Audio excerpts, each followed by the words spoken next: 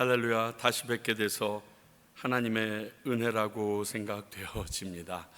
그동안 강단을 지켜주신 우리 김태중 선교사님께 깊은 감사드리고, 그곳에서도 어머님이랑 같이 이렇게 이곳에 예배를 수요일 주일 드리면서 역시 교회는 하나님의 교회구나, 내가 없어도 너무 잘 돌아가는구나, 할렐루야. 그리고 예배를 인도해 주신 우리 이상석 장로님과 우리 예배에 참석해 주신 성도님들에게 다시 한번 뜨거운 사랑을 느낍니다. 조그만 일만 있어도 한국교회에서는 많은 교인들이 흩어지는데, 저희들은 흩어질 교인도 별로 없지만 정말 흩어지지 않고 주의 교회를 지키는 여러분들의 모습이 얼마나 귀감이 되는지 모릅니다. 가서 살벌하게 자랑하고 다녔는데 모르겠어요. 조만간 구경 오겠다는 사람들이 많아서 구경 오지 말고 복음 들고 오라고 얘기했는데 어쩔지 모르겠습니다. 정말 다시 한번 감사드립니다. 너무 귀한 룻기의 말씀으로 여러분들이 무장이 잘 되어 있을 텐데, 오늘 또 꿈을 깨듯이 현실로 돌아가는 요한복음의 말씀이 여러분들을 기다리고 있습니다. 참 감사했던 것이, 제가 가 있는 동안이 대통령 선거 기간이라 텔레비전을 볼 게 없었어요. 그냥 텔레비전을 볼 필요가 없어서 어디를 트나 다 똑같은 소리만 계속, 그 수백 개의 채널에서 한 3분의 1은 같은 것만 쭉 얘기하니까 나머지 찾아서 보는 것도 힘들더라고요. 그래서 이 기회에 말씀을 보는 게 좋겠다. 대한민국 땅 아래서는 요한복음이 어떻게 주어지는가. 그래서 그 땅 아래서 제가 깨달은 말씀을 들고 이 자리에 섰습니다. 요한복음 1장 24절서부터 28절까지의 말씀입니다. 저와 여러분들이 한 절씩 교독합니다. 제가 먼저 24절을 읽겠습니다. 그들은 바리새인들이 보낸 자라.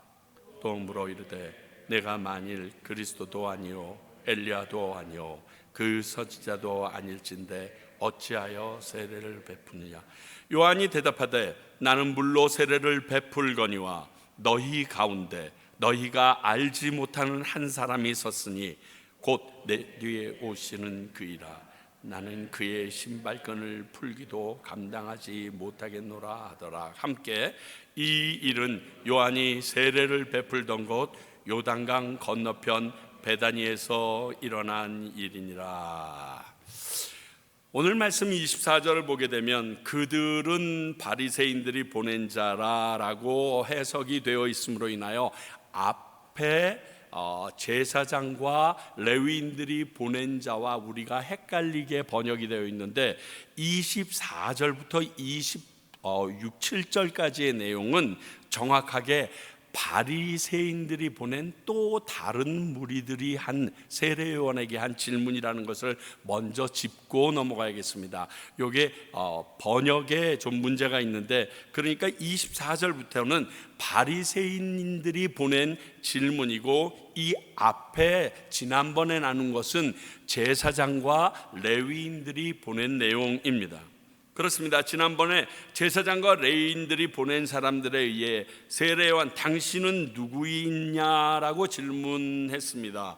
그때 그는 그리스도도 엘리야도 선지자도 아니라고 대답했지만, 우리가 살펴본 바에 의하면 예수님께서 그가 미리 메시아 이전에 올 엘리야라는 것을 확인해 주셨고, 그가 선지자인 것을 예수님께서 이미 선포해 주셨습니다. 그럼에도 불구하고 그는 그 자신을 낮게 낮추는 모습을 우리에게 보여주었다고 나눴고요. 이번엔 바리새인들이 보낸 사람들에 의하여 질문받는 세례 요한의 모습입니다. 자, 이렇게 생각해 볼 때 제사장과 레위인들은 성전을 중심으로 자신의 기득권을 가지고 있는 사람들입니다. 그들은 성전의 기득권, 성전에 대한 우선권이 이 세례 요한에 의하여 무너질까 봐 영향력이 굉장히 유대 땅에 퍼지고 있으니까 그것이 두려워서 사람을 보낸 거라고 생각하면, 오늘은 백성에게 하나님의 말씀과 그들의 신앙심에 기득권, 우선권을 가지고 있다라고 모든 사람들에게 칭송을 받고 있는 그들이, 바리새인들이 위압감을 느껴서 지금 세례 요한의 권위에 대해서 짓누르고 너는 더 이상 우리 바리새인들의 수준에 미치지 못하는 자라고 말하려고 하는 듯합니다. 그러나 잘 아는 것처럼 세례 요한은 제사장의 아들로서 하나님이 그 이름을 직접 천사를 통해서 전해준 놀라운 사실은 당시 이스라엘 백성이면 누구나 다 알고 있었을 것이고, 그 세례 요한이 낳기 6개월 전부터 그 아버지 제사장은 아무 말도 못하고 흙판에다가 써서 언어를 소통했다는 것도 이미 당시 유대인들이라면 다 알려진 사실일 것입니다. 그래서 이러한 두려움이 그들에게 있어서 이 세례 요한의 권위를 낮춰놓고 그들의 기득권을 유지하고자 했던 의도가 보입니다. 그러나 세례 요한은 지난번처럼 오실 메시아를 소개함으로 자신에 대한 정확한 정체성을 오늘 말하고 있습니다. 세례 요한이 아는 메시아, 곧 예수 그리스도는 어떤 분이신지 오늘 말씀을 통해서 우리 좀 살펴보도록 하겠습니다. 먼저 25절에는요, 요한이 가지고 있는 권위에 대해서 살짝쿵 우리에게 보여줍니다. 정확히 말하면 지난번 말한 세례 요한의 정체성인데 이것이 그가 가진 권위이기도 합니다. 나는 이런 사람이야 라는 정체성이 우리의 권위가 된다는 겁니다. 왜냐하면 하나님으로부터 부여받은 사명이기 때문에 그것이 나의 권위가 되는 것입니다. 목사는 여러분들에게 말씀을 전하라고 보내준 사람으로서 그 말씀의 권위를 덧입어서 나가는 것과 동일한 모습입니다. 기억하십시오. 하나님으로부터 받은 사명은 우리에게 하나님이 부여하신 권위라는 사실입니다. 그런데 권위가 없는 사람처럼 행동함으로 인하여 하나님의 권위까지 뭉그러지게 만드는 믿는 자들의 모습이 안타까운 겁니다. 자, 먼저 요한이 가진 권위는 제가 보기에 내가 어떤 존재인지 바로 아는 것이 그가 가진 권위 같아요. 그래서 그분을 알리는 것, 즉 메시아를 알리는 것이 그의 소명이요 그의 권위가 되는 것입니다. 그래서 내가 그리스도도 아니고 엘리야도 선지자도 아니지만 오실 주를 위하여 백성들을 세울 자로서 내가 한 일이다라고 얘기합니다. 자, 누가복음 1장 17절 우리 다시 한번 볼까요? 그가 또 엘리야의 심령과 능력으로 주 앞에 먼저 와서 아버지의 마음을 자식에게 거스리는 자를 의인의 슬기에 돌아오게 하고 주를 위하여 세운 백성을 준비하리라. 이 말씀은 천사가 그 아버지 스가랴에게 와서 해줬던 이야기입니다. 너 이제 자식을 낳을 텐데 그 아들의 이름을 요한이라고 해라. 너희들의 집안에는 없는 이름의 스타일이지만 그가 어떠한 존재냐? 여기 써 있는데 합니다. 주님보다 메시아보다 먼저 와서 하나님 아버지의 마음을 자식들에게 거스리는 자들을 의인의 슬기로 되돌아오게 하고 주를 위하여 그 백성들을 세우는 일을 할 자가 세례 요한이다라고 얘기하고 있습니다. 우리가 어떤 자리에 있어야 권위를 가지고 어떤 영향력이 있는 일을 한다고 여길 수 있다는 사실을 오늘 이것이 알려줍니다. 자, 내가 그 자리에 왜 있어? 그 자리에 있는데 내가 무엇을 해야 하는지 이것을 바로 아는 것이 영향력이라는 의미입니다. 믿는 자로서 이 땅 가운데 주님께서 보내셨는데 그 믿는 자로서 내가 해야 할 일을 바로 하지 않는 것은 하나님이 부여하신 권위를 나 스스로 포기하는 거라는 거예요. 그러나 하나님이 우리에게 맡기신 일이 어떤 것이든 그 일에 순종하는 것이 우리의 권위를 드러내는 것이며 그 일을 맡기신 하나님을 높여드린다는 사실을 알고 우리는 행동해야 합니다. 자, 새로운 대통령이 됐습니다. 그런데 서로 모르고 있는 게 있어요. 대통령만이 권위가 있는 게 아닙니다. 그가 섬기고 다스려야 할 백성들에게도 권위가 있습니다. 그래서 이번에 이렇게 조기 대선이 이루어진 것입니다. 그래서 등장한 것이 그들을 막고자 백성들의 우민 정책이 일어나고 있습니다. 여러분, 우리가 이것을 제달, 즉 백성들도 바른 권위가 있다라는 사실, 권리, 의무 이런 얘기하지 말고요, 권위가 있다는 사실을 알지 못하면 우민 정책에 말려들게 됩니다. 예전에 우리나라가 개발동산국이라는 이름 하에 있을 때 이 우민 정책이 대한민국의 모든 백성들에게 전달됐습니다. 스포츠나 쫓아다니게 하고요, 기밀 박치기나 하게 하고요, 그리고 그것에 대하여 공부 많이 하는 것을 장려하는 분위기가 전혀 없이, 꼭 지금 과테말라 땅의 그러한 분위기와 거의 비슷합니다. 시골에서 아니면 산간에서 내려와서 공부하고 좀 더 세상에 대한 것을 알려고 하면 그만두게 하고 그저 더 재밌고 더 즐겁고 그리고 편한 것으로 그들의 생각을 돌려버리는 이러한 우민 정책은 백성으로서의 권위를 떨어뜨리는 것이거든요. 그러나 오늘 세례 요한은요, 다른 이스라엘 백성들처럼 그런 우민 정책에 속지 않았습니다. 이런 우민 정책은 제사장과 레위인, 또 바리새인들과 사두개인들이 행하고 있었습니다.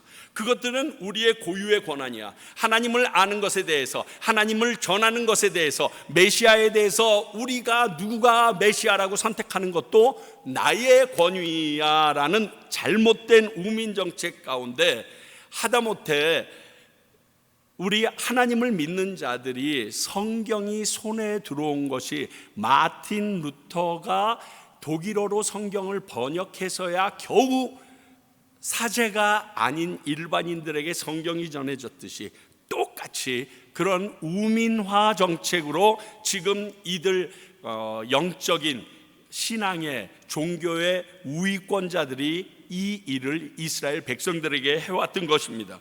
그러나 세례 요한은 속지 않았고 하나님으로부터 받은 사명에 충실하게 순종함으로 그 권위가 내게 있음을 오늘 25절을 통하여 보여준 것입니다. 그의 권위에 더 중요한 것은 메시아가 어떤 분인지 확실하게 바로 알고 있었다는 것입니다. 다른 하나가 보내신 바 된 자의 사명을 명확하게 알고 있어야 됩니다. 자, 이사야 40장 3절, 외치는 자의 소리여 이르되 너희는 광야에서 여호와의 길을 예비하라, 사막에서 우리 하나님의 대로를 평탄케 하라. 이게 보낸 분이 나에게 주신 소명입니다. 그것이 세례 요한에게는 메시아 곧 예수 그리스도의 길을 예비하는 길이었습니다. 그러므로 그 예비한 길을 걸어오실 분에 대해서 바로 알지 못하고 있다면 이 또한 너무 허무한 일 아니겠어요? 길을 열심히 닦아놨는데 어떤 추레한 사람이 흙탕밭이 돼서 그 하얀 꽃길을 걸었다. 얼마나 화가 나겠어요. 그래서 뒤에 예수님을 메시아로 보는 영안이 세례 요한에게는 있었어요. 세상 죄를 지고 가는 하나님의 어린 양을 보라라고 외칠 수 있을 정도로 그저 평범해 보이는 유대 총각 하나의 움직임에 그는 외칠 수 있었던 것입니다. 또 그분이 어떤 존재인지도 바로 알고 있어야 합니다. 왜? 보내신 분의 권위가 곧 나의 권위가 되기 때문에. 보내신 분이 어느 정도 레벨이냐에 따라서 내 레벨도 조정이 되기 때문에 그렇습니다. 26절 27절에 그 메시아에 대해 질문하는 자들에게 정확히 메시아가 누군지 알려줍니다. 그렇습니다. 우리가 보냄을 받은 자로 이러한 권위가 있으려면 우리도 하나님에 대하여, 예수님에 대하여 바른 지식은 물론 그분의 가르침도 바로 알고 있어야 합니다. 만약 그렇지 못하다면 우리에게 예수 믿는 자로서의 권위를 다른 사람들은 느낄 수 없을 것입니다. 이것이 지금 기독교인들의 약점이면서 문제입니다. 아니 하나님도 예수님도 아니 성경 말씀까지도 모르는 사람들처럼 살아가고 있는 그들에게 어떻게 권위를, 하나님의 권위를, 예수 그리스도의 권위를, 말씀의 권위를 느낄 수 있겠어요? 이게 다른 겁니다.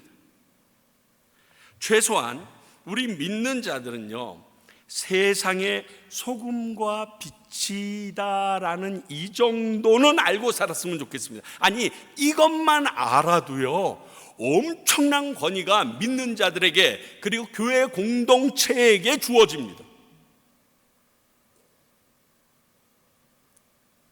교회 공동체 안에 소금과 빛을 넘어서, 물론 교회 공동체 안에서도 소금과 빛이 되어야 합니다. 그래도 거칠고 세속화되고 돈 만능주의인 이 세상 안에서도 그런 존재도 살아가야 오늘 세례 요한처럼 보냄받은 자로서 다른 사람들에게 그 권위에 대한 질문을 받을 수 있게 됩니다. 자, 오늘 세례 요한이 이러한 질문을 받은 건요, 그 세례 요한에게 권위가 느껴졌기 때문이에요. 생각해 보세요. 제대로 씻지도 않은 것 같고 낙타 털옷에다가 메뚜기 석청 먹고 여기 아주 허리띠한 그 털옷 입은 그 사람이 그 남루하고 초래한 30대 초반의 그 총각이 하는 말에 대하여 왜 온 이스라엘 백성뿐만이 아니라 로마의 군인들까지 벌벌 떨면서 나왔을까? 그게 그들은 궁금했던 겁니다. 그의 권위가 어디에서 나온 거기에 모든 사람들이 그에게 나와서 세례 받기를 주저해 하지 않았는가? 이게 궁금했던 거예요. 지금 크리스찬들에게 이러한 궁금증이 없습니다. 혹시 한참 어떤 아는 사람과 아니면 택시를 탔든지 한국 같은 경우 택시 운전사가 그런 거 물어본 적이 있나요? 혹시 교회 다니세요? 목사님인 것 같은데요? 뭐가 확 느껴져요. 말씀이나 그 행동에서. 그게 권위예요. 다르거든요. 모든 사람들이 교회의 권위, 믿는 자들을 업신여겨도 하나님의 권위가 확 드러날 때는요, 그들이 두려워하고 존중하게 되어 있어요. 그걸 느끼시더라고요. 여러분 생각해 보세요. 제가 굉장히 리터직하고 아주 목사 같은 사람은 아닙니다.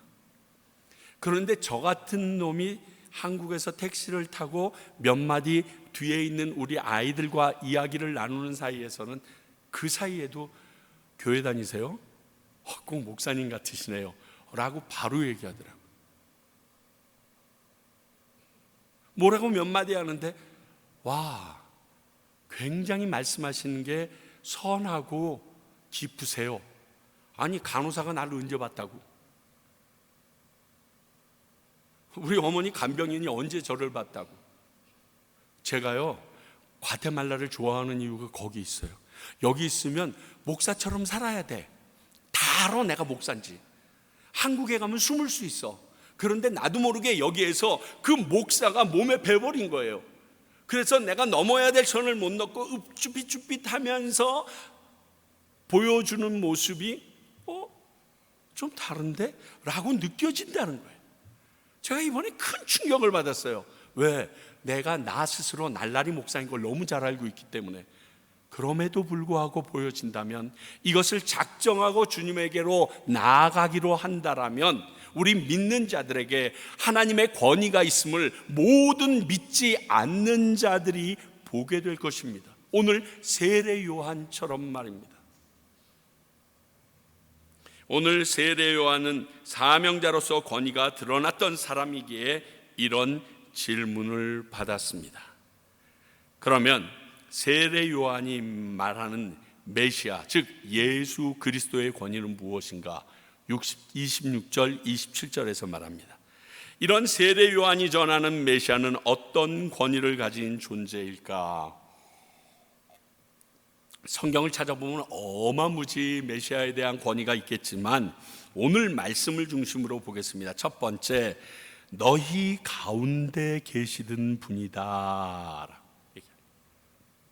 그렇죠. 26절. 오늘 말씀에서 먼저 너희 가운데라는 말을 합니다. 당연하죠. 왜냐하면 그분이 임마누엘 곧 God with us, 우리와 함께 하시는 하나님이라고 부름받을 거라고 말씀하셨기 때문입니다. 이사야서 7장 14절. 그러므로 주께서 친히 징조를 너희에게 주실 것이라. 보라, 처녀가 잉태하여 아들을 낳을 것이요 그의 이름을 임마누엘이라 하리라. 자, 이사야 선지자를 통해서 보내실 하나님의 아들이 이런 존재, 메시아가 이런 존재라고 이미 예수님이 오시기 700여 년 전에 이스라엘 백성에게 알려주셨습니다. 그러나 이미 앞에서 그런 메시아를 이스라엘 백성은 알아보지 못하고 영접하지 않았다라고 이야기했습니다. 요한복음 1장 10절에서부터 11절 볼까요? 그가 세상에 계셨으며 세상은 그로 말미암아 지은 바 되었을 때 세상이 그를 알지 못하였고 자기 땅에 오매 자기 백성이 영접하지 아니하였으나, 우리 이미 이 부분 살펴봤습니다. 이렇게 생각하시면 됩니다. 자기 손에 핸드폰을 쥐고 핸드폰 찾아보신 적 있어요? 막 전화 받으면서 내 핸드폰 어디 갔지? 막 이러신 적 있어요? 아니면 이렇게 핸드폰 놓고 지금 그걸 보면서 지도 보면서 찾아가고 있으면 야, 근데 내 핸드폰은 어디 갔지? 찾아보신 적 혹시 있으신가요? 왜 나만 그런 것처럼. 여러분, 이거 치매 아니랍니다. 걱정 마십시오. 그러나 이미 내 안에 계시고 나와 함께 하시는 하나님을 망각한 나의 모습이 이럴 수 있구나 깨닫는 시간이 되면 참 좋을 것 같아요. 손에 들고 있으면서 지금 내가 그것을 통하여 나의 필요를 채우고 있으면서 그것이 없이는 내가 가야 될 길을 바로 알지 못하여 그것을 바라보고 가고 있으면서 하나님의 존재를 망각하는 우리들의 한심한 모습을 회개하는 도구로 그러한 찰나를 사용했으면 좋겠습니다. 오늘 이스라엘 백성이 그리하고 있다라고 세례 요한은 말합니다. 야, 이미 너희 가운데 있어. 그분이 메시아야. 오늘 세례 요한은 이런 메시아를 찾아 자기에게까지 와서 질문하는 이들에게 이것을 알려주고 있습니다. 이미 너희와 함께 계시지 않아.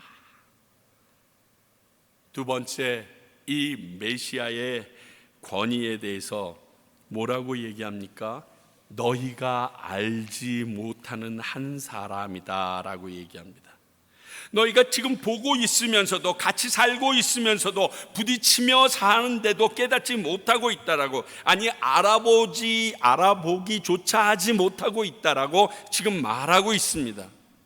물론 그들이 알아보았다면 이미 영접했겠죠. 그러나 이들은 예수님이 자신이 누구인지 선포하시고 하나님의 아들만이 행할 수 있는 많은 기적과 선지자들의 예언의 말씀을 이루셨는데도 믿지 않고 있는 자들이기에 이후에 AD 90년경 돼서 지금 요한 사도가 그들에게 세례 요한의 입을 빌러 다시 한번 알려주고 있습니다.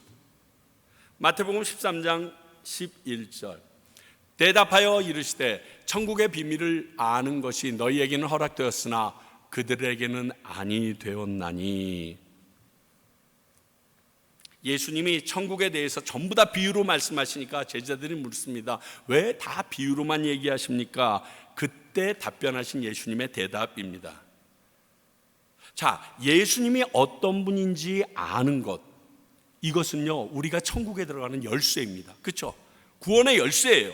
그런데 그것이 아무에게나 주어진 것이 아니라는 이 말씀은 세례 요한이 이 말한 것과 동일한 이유입니다.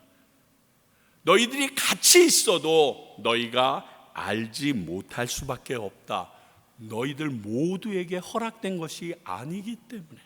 그러나 너희들 모두에게 열린 것이지만 너희들 모두에게 허락된 것이 아니다라고 지금 말씀하고 있는 것입니다. 세례 요한은 메시아를 너희들과 함께 계시지만 너희들이 알아볼 수 없는 오직 하나님의 은혜로만, 너희들의 능력과 너희들의 열심과 너희들이 가지고 있는 그 어떤 것으로도 구원받을 수 있는 게 아니라는 것을 암암리에 오늘 그들에게 표현해 줍니다. 참 세례 요한의 이 언변이 기가 막힙니다. 단 두 마디 안에 이렇게 어마어마한 예수 그리스도 메시아에 대해서 명확히 알려줍니다. 너희 가운데 있지. 너희들 교회 나오니까 지금 이 안에 예수님이 있어. 그런데 너희들 교회 나온다고 다 예수 믿고 천국 가는 줄 아나? 그렇지 못해. 왜? 그것이 하나님의 비밀이야. 그 비밀을 나는 풀 수 없어. 그러나 하나님께서 너희들에게 깨달아 알게 하실 거야. 그때 너희들이 밝히 알고 그분을 붙들게 될 거야. 그럼 지금 너의 모습과 다를걸? 이렇게 얘기하십니다. 세 번째, 27절에 누구와도 비교할 수 없는 분이라는 사실을 알려줍니다. 그 전에 나보다 늦게 오신 분이라는 말이 먼저 있습니다. 근데 이 말은 우리가 앞에 15절 말씀에서 이미 이 부분에 대해서는 제가 열심히 여러분들에게 나누었기 때문에 그것은 생략하고, 그의 신발끈을 풀기도 감당하지 못할 정도라고 비교 불가의 대상이라고 지금 세례 요한은 메시아에게 대해서, 즉 예수 그리스도에 대해서 말하고 있습니다. 그래서요, 저는 사실 개인적으로 예수님을 4대 성인인지 5대 성인인지 이렇게 언급하는 것은 이 다른 사람들과 비교한다는 것 자체는 제가 바르지 않다라고 생각합니다. 물론 시험 문제 나오면 그렇게 써야겠죠. 그러나 제가 그것을 비교한다는 것 자체가 굉장히 마음이 불편한 이유가 여기에 있습니다. 비교할 수 없는 대상이 이거나 똑같아요. 프로와 아마추어를 비교해도 프로가 기분이 좋을까요? 기분 되게 나빠요.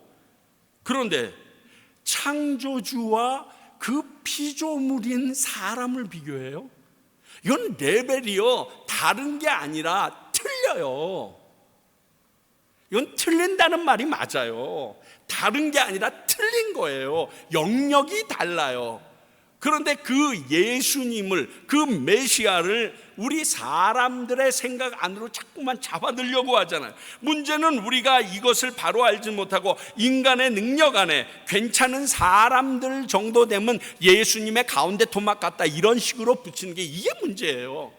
아무리 노력해도요, 우린 예수님의 발끝도 따라갈 수 없는 존재들입니다. 왜? 나를 만드신 분이니까.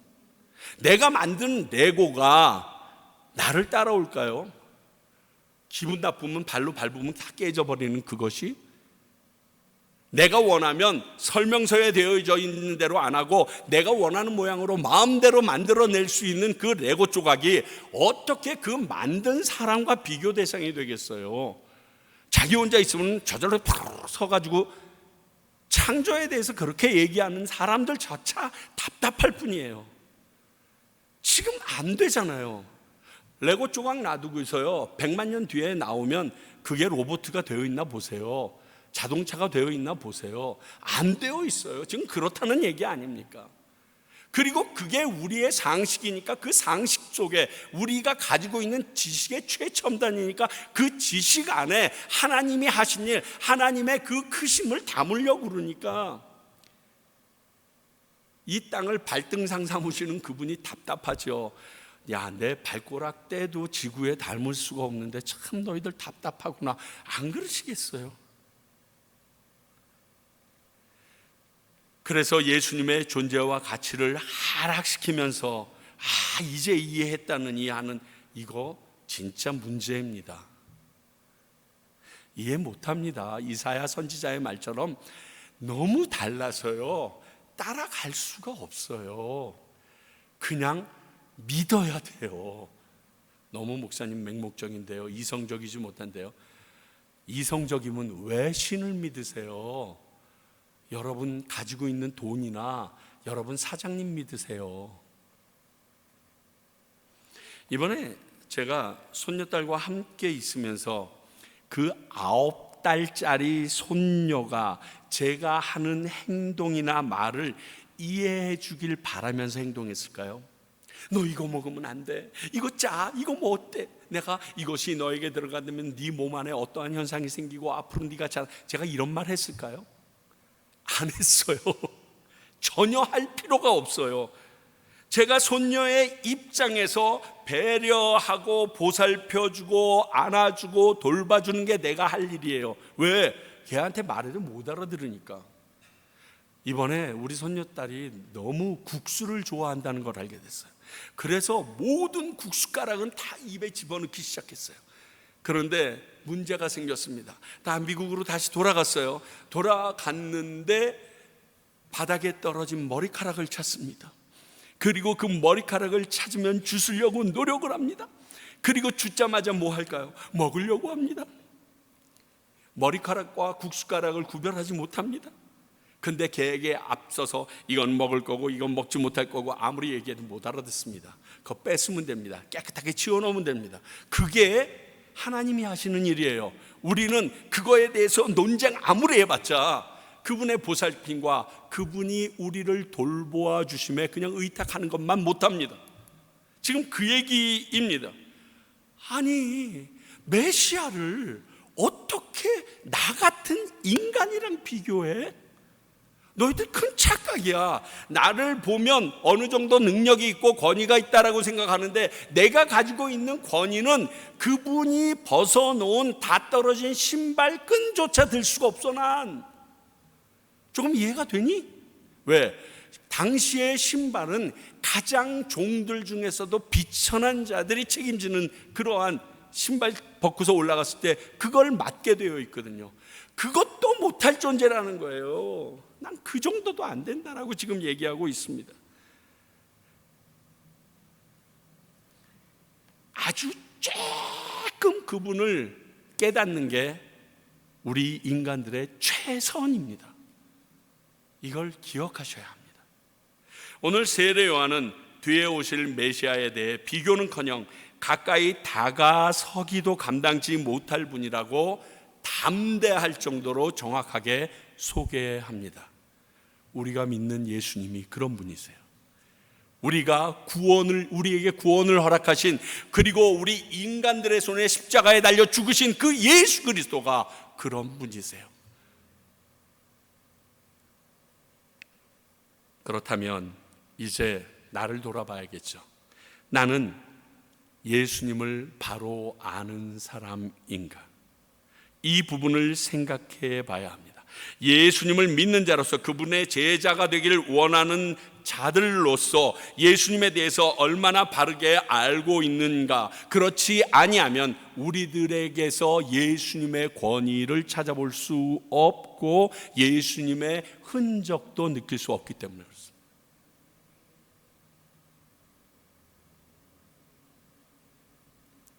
이번에 가서 사위가 처음 한국에 나갔길래 또 목사이기에 양화진을 둘러보았습니다.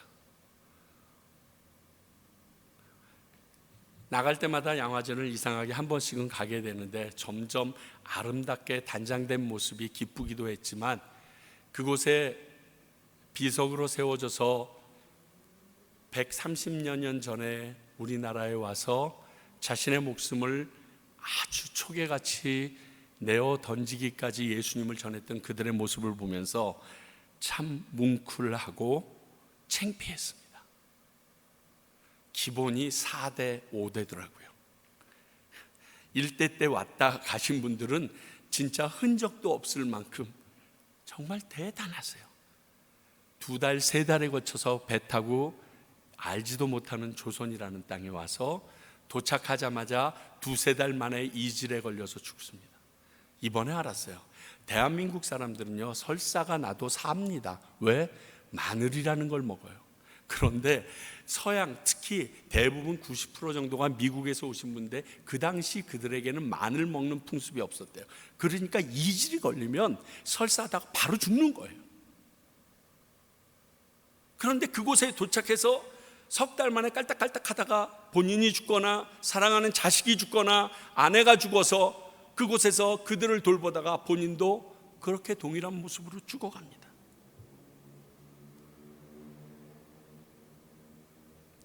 그런 분을 보니까 저 사람은 예수님을 어떻게 알고 있기에 저렇게 살을 수가 있었지?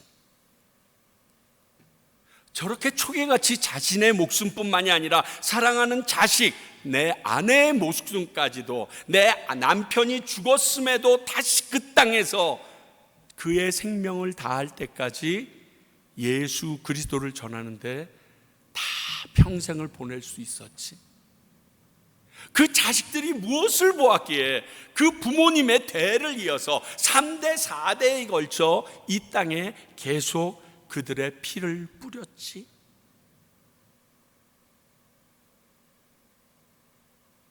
양화진의 또 다른 이름을 저는 예수님의 향기라고 짓고 싶어요.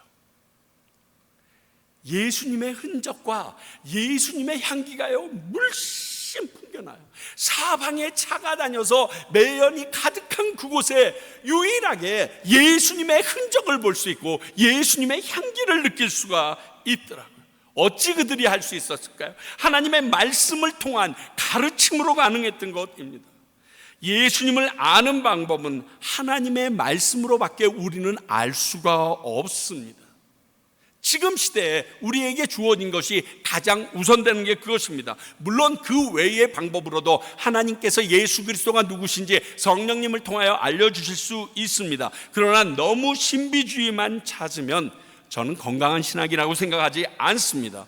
왜 성경 말씀 주셨어요? 성경 필요 없었지 그랬다면. 이미 우리에게 허락하신 말씀을 통해서 먼저 그분이 어떤 분이신지 배우고 깨달을 수 있어야 합니다. 그리고 더 나아가 그분이 가르치신 내용을 그분을 알 수 있는 도구로 삼아야 됩니다. 자, 그 사람이 어떤 것을 가르친다는 것은요, 그 사람의 생각과 성품이 어떤 모습인지 찾을 수가 있어요. 그래서요, 어떤 책을 읽을 때 그 저자가 그 책을 다 읽고 나면 저자가 어떤 성품이었구나, 어떤 방향성을 가지고 이 책을 썼구나, 그 사람은 이러한 생각이 머릿속과 몸에 가득 차 있구나를 느낄 수 있는 것처럼 하나님의 말씀을 읽으면 예수님이 어떤 분이시고 그분의 성품이 어떠한 분이시고 그분이 원하는 방향성이 무엇이고 우리를 향한 그분의 사랑과 은혜가 무엇인지 볼 수가 있게 되어 있습니다. 이걸 통해서 우린 예수님을 바로 알기 위해 노력해야 합니다. 이건 저절로 주어지는 게 아닙니다. 또 하나는 여러분들에게 누차에 걸쳐서 말씀드린 부담인데 나의 삶, 믿는 자의 삶을 통해서입니다. 분명히 예수님께서 마지막 명령을 하실 때 이렇게 말씀하십니다. 가르쳐 지키게 하라. 예수님도 마태복음 7장에서 내 말을 듣고 행하는 자라야 이렇게 얘기하셨던 것을 우리는 기억해야 합니다. 그 행함이 나를 구원으로 인도하는 건 아닙니다. 그러나 그 행함이 내가 하나님의 말씀을 믿는다는 증거는 될 수 있습니다. 그건 우리가 인정해야죠. 이게 그분의 마지막 명령이셨습니다. 그것을 통하여 내가 하나님을 바로 아는 사람인지를 드러낼 수 있어야 합니다. 제가 생각하기에 저희 교회 교인 25명이면요 여기에 한인 4,000명 중에 한 0.3% 되나요? 그거 안 되겠죠? 근데 이곳에 있는 한인들 다, 교인들 다 합치면 3%는 넘잖아요. 바닷물이라고 판정받는 염도보다도 높잖아요. 그러면 우리 바로 이 모습을 드러내면 다 짜집니다. 다 빛이 됩니다. 오늘 세례 요한은 그 자신이 하나님에게로부터 받은 그 권위를 선포할 뿐만이 아니라 그 예수 그리스도가 어떤 분이신지도 명료하게 우리에게 말합니다. 그가 고백한, 세례 요한이 고백한 그 예수님이 나의 고백이 되길, 그리고 내가 아는 예수님이 되기를 간절히 소원합니다. 기도하겠습니다. 하나님 아버지, 세례 요한의 고백을 통하여 예수님이 어떤 분이신지, 그로 인하여 나의 사명과 내가 어떠한 존재인지 되돌아 보았습니다. 아버지여, 제발 저희들이 벗어나지 않게 하시고 하나님의 말씀 안에서 예수 그리스도를 바로 알고 드러내는 주님의 백성들이 되게 하여 주시옵소서. 그리하여 하나님이 어떤 분이신지 궁금한 자들이 오늘 세례 요한을 찾아왔듯이 우리들 주변에서 그 예수님을 알고 싶어서 질문받는 자들이 되도록 저희들을, 그리고 이 평강교회를 사용하여 주시옵소서. 지금은 우리 주 예수 그리스도의 은혜와 하나님 아버지의 크신 사랑과 성령의 역사하시고 말씀이 믿어지고 기억나게 하심이 오늘 정말 예수님을 바로 알고 살아가기를 원하는 주님의 귀한 백성들과 그 예수님을 전하는 산실이 되는 평강교회와 그리고 흩어져 그분을 전하는 수많은 선교사님들 위해 이제로부터 영원히 함께 하시기를 간절히 축원하옵나이다.